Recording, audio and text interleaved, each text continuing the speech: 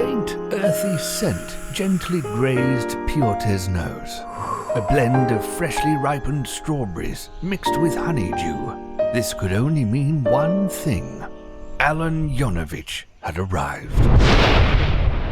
What if I'm too short? What if I say the wrong thing? What if I'm not racist enough?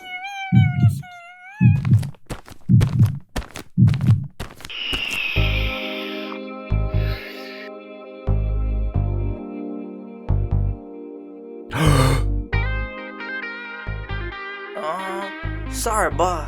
I Piotr. His voice sounded hoarse and heavy, like those were the first words he'd tasted all morning.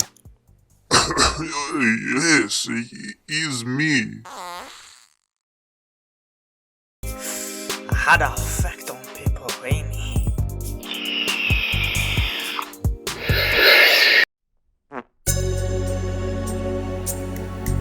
He'd come across this type before, dark and broody. He knew what he wanted, but he wasn't going to play that game with him. Well, are we just gonna stand here all day? Or should we actually get down to business? Don't you think it's too soon? We've barely spoken. I can't do it anymore. We're going back to mine. You're right. Dinner is probably ready and Mumsy is going to get worried. They were welcomed by the warm, inviting aroma of fresh pastici the moment they crossed the threshold. The living room was dimly lit, with a series of antique Alcovian lamps adorning the side tables. The rustle of cutlery and crockery as Mumsy set the table was strangely soothing and reminiscent. Alan sweetly called out to his beloved father. Nazi, where's my young four slippers? Don't make a shout to your father, babushka. You must treat Papa with respect, huh? Nazi, I told you never to call me babushka. You make embarrassment to me in front of Piotr. Then it hit him. A scene from a birthday long gone. The faint scent of vanilla and cheese in the air.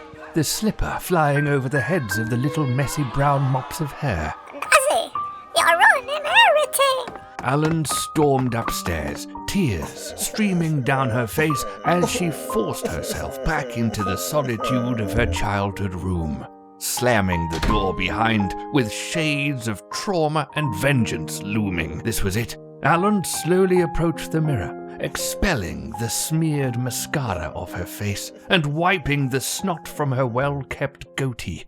She made a vow to herself that day, a vow that would stay loyal by her side for years to come. She vowed that she would never let anyone in again. That was the last time in 47 years that she celebrated her birthday. Each one since passed as soundlessly as it came. Huddled over a bottle, barely conscious on a park bench. Or naked atop the Eiffel Tower that one time. Like a phoenix rising from the ashes, Alan was reborn. From this day forth, I renounce my past. I will now be known as Alan Yonovich. But a new title will not suffice. Alonk knew the road ahead was filled with great risk and treachery, but to truly expel his past, he knew he had to undergo one last crucial transformation. He glanced over at the shears sitting on the countertop, glinting and glistening as the light bounced off the blades. They were beckoning him, calling him over, ensnaring him into their trap. He had to do this. He had to let go of everything that tied him to his former identity. Alan would die today, along with his hairline. Alonk brushed off the stray hairs that had nestled into the crevices of his neck before turning to face the new man in his reflection. It's hideous. With his new Slavic title and his legendary contorted hairline, he could finally venture back out into the cold, desiccated land known as East London. The sun still rising, the streets quiet. When this sleepy little town awoke in the coming hours, they would hear his name for the first time.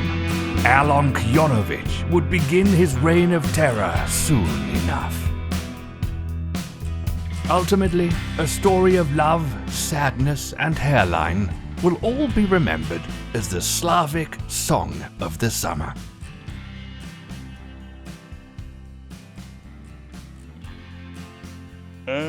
Please make a clicky.